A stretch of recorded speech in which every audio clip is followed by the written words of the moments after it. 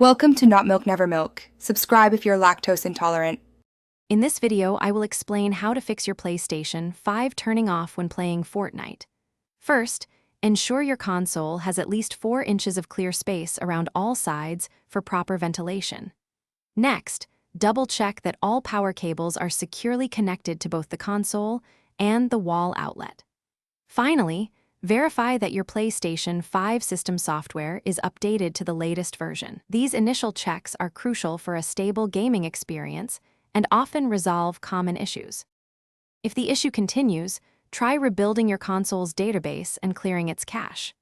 Power off your PlayStation 5 completely, then press and hold the power button for 7 seconds until you hear a second beep, which will take you to safe mode. From there, select Clear Cache and Rebuild Database.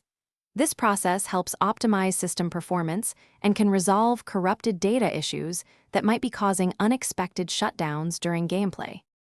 Overheating is a common culprit. Use compressed air to clean any dust from your console's vents and fan, significantly improving airflow. Also, consider placing your PlayStation 5 in a cooler environment to prevent thermal shutdowns. To rule out power supply problems, test your console with a different power outlet or even a different power cable if you have one available.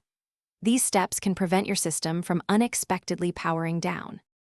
As a final software troubleshooting step, delete and then reinstall Fortnite. This ensures that no corrupted game files are causing your PlayStation 5 to turn off.